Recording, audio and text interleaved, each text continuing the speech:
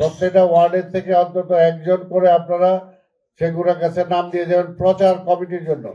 মনে করেন আমরা হ্যান্ডবিল দিব, লিফলেট দিব, তারপরে এগুলো আরো কি কি প্রচারের আরো কি কি কাজ বাকি আছে সেগুলো করার নির্দেশ দিব। সেগুলোর জন্য আপনারা একটা লোক দিবেন যাতে এখানে প্রচারের সাথে রিলেটেড থাকে। ঠিক আছে? মনে করেন এখনই আমরা তো যে 31 দফার যেটা, এটা যদি আমরা পাই আপনাদেরকে পাঠিয়ে দেব। সেটার জন্য আপনার একটা লোক সবসময় যোগাযোগ এখানে থাকা লাগবে। আমরা প্রচার কমিটির শামীম আসে নাই, ও আসবে। ওইটাতে আলাদা আবার একটা কমিটি হবে, ওইটার সাথে প্রত্যেকটা ওয়ার্ডের একজন করে থাকবেন, থানা থেকে একজন করে থাকবেন, মহানগরী একজন করে থাকবে। তাহলে দেখা যায় কাজের কিন্তু অনেক ভাগ আছে। আমরা আবার এরপরে গণসংযোগে যখন যাব, গণসংযোগের জন্য আমরা আলাদা একটা কমিটি করে দেব। সেখানে কোথাও একটা পথসভা হবে, সেখানে একটা বক্তা দরকার। ওই বক্তাটাকে ভালো হইতে পারে কি যায়, নাজিমুদ্দিন আলম আসতেছে, নাজিমুদ্দিন আলম যায় বক্তৃতা দিয়ে আসবে। কথাটা বুঝছেন? এটার জন্য এগুলো আমরা এখন থেকে গণসংযোগের জন্য আরেকটা কমিটি আমরা করব। সেটা এর আগে আমি বলে দিয়েছিলাম আপনাদের সিটি লিডার যারা আছে তাদেরকে কোন কোন কমিটিগুলো করব, সেগুলো আপনারা দিয়ে যাবেন। আর একটা জিনিস যেটা সুলতান আপা বলছে, এটা কিন্তু ভালো ভালো জিনিস, যেটা একটা বড় হাউজিং আছে এইখানে যদি আমরা, বা বড় হাউজিং বা একটা এলাকা আছে এইখানে যদি উঠান বৈঠকের নামে, উঠান বৈঠকের মতো ওই এলাকার লোকজনদেরকে নিয়ে আপনি একটা মিটিং করতে পারেন। তাহলে সেখানে ঠিক আছে, আমি যাইতে পারলে গেলাম, না যাইতে পারলে ডোনার ভাই গেল, নাহলে সেগুন গেল, বা আমাদের জুয়েল গেল। অর্থাৎ আমরা এখান থেকে 2-4 জন নেতা পাঠিয়ে দিলাম যাতে অন্তত তারা যায় সেখানে 31 দফার উপরে আমরা কি চাই, তারেক রহমান নির্বাচিত হইলে কি হবে না হবে এগুলো যাতে তাদেরকে বুঝাতে পারে।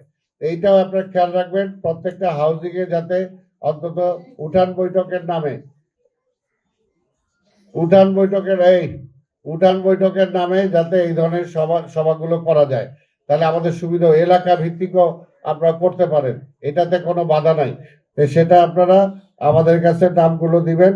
আর কাজের সুবিধার্থে, যেটা জুয়েলও বলছে, কাজের সুবিধার্থে আপনারা যে বলছি সেই ওয়ার্ড কমিটি, তারপর সেন্টার কমিটি বৈশা ওইটা আপনারা লেন ওয়াইজও ভাগ করতে পারেন, হাউস ওয়াইজও ভাগ করতে পারেন, যেভাবে সুবিধা হয় আপনারা নিজেরা ভাগ করে নিতে হবে। অর্থাৎ একটা গ্রুপের জন্য যাতে 100 থেকে 150 ভোটের মধ্যে অন্তত তার দায়িত্বটা আমরা দিতে পারি। এটা কিন্তু খুব গুরুত্বপূর্ণ। এটা করা যাবে, এটা করতে হবে। 100 থেকে 150 যদি একটা গ্রুপের আমরা দিয়ে দেই, ওই গ্রুপে যদি আমাদের 7 জন থাকে, তারপর যদি মহিলা দল আরেকটা যদি কমিটি করতে পারে ভালো, তারা যদি 2 জন মহিলা ওইখানে দিয়ে দেয়, তাহলে তারা বসে ওই টোটাল 150 জনের ভোটারের ভোটটাকে আনার জন্য কিভাবে আনা যাবে তাদের সাথে সেই কমিউনিকেশনটা করবেন, সেটা দিবেন। আর আরেকটা জিনিস আমি আগে বলে দিছি, এনআইডি কার্ড কোনোভাবেই নিতে পারবে না। এনআইডি কার্ড নেওয়ার, নাম্বার নেওয়াটাও বেআইনি। কাজে এটা যদি জামাত কোথাও করতে চায়, শিবির করতে চায়, আপনারা বাধা দিবেন এবং এটা প্রচার করবেন যাতে এটা কোনো জনগণ যাতে বুঝতে পারে বা জনগণ যাতে সম্পৃক্ত হয়। এই জিনিসটা আপনাদেরকে খেয়াল রাখবেন। একটা কথা মনে রাখবেন আপনাদের, গুলশানের লোকজন, এটা একটা বদনাম আছে যে গুলশানের লোকজন ভোট দিতে কম যায়। এটা কি বদনাম আছে কিনা? সেই জায়গায় যদি আমরা ভোটার না দিতে পারি তাহলে তো সে আগের অবস্থায় হলো। কাজে তাদেরকে রিকোয়েস্ট করতে হবে, তাদেরকে কিভাবে ভোট সেন্টারে যেতে পারে সেটার জন্য চেষ্টা করতে হবে। সেদিন অনেক গাড়ি ঘোড়া বন্ধ থাকে বলে অনেকে হাইটা বা অনেকভাবে যেতে চান না, সেটাও আমরা বিকল্প চিন্তা করতেছি কি ব্যবস্থা করা যায়, নির্বাচন কমিশনের সাথে আলাপ করে সেটাও আমরা দেখব। তবে তাদেরকে উদ্বুদ্ধ করতে হবে যে আজকে দেশে 17টা বছর পরে একটা ভোট আসছে, আর এই ভোটটা খুব গুরুত্বপূর্ণ আপনার জন্য। যে আপনি যে ব্যবসা করেন, আপনি শান্তিতে ব্যবসা করতে পারবেন কিনা এই নির্বাচনের উপর নির্ভর করে। আপনি ধর্মকর্ম করতে পারবেন কিনা এই নির্বাচনের উপর নির্ভর করে। আপনি খেয়ে পরে বাঁচতে পারবেন কিনা এই নির্বাচনের উপর নির্ভর করে।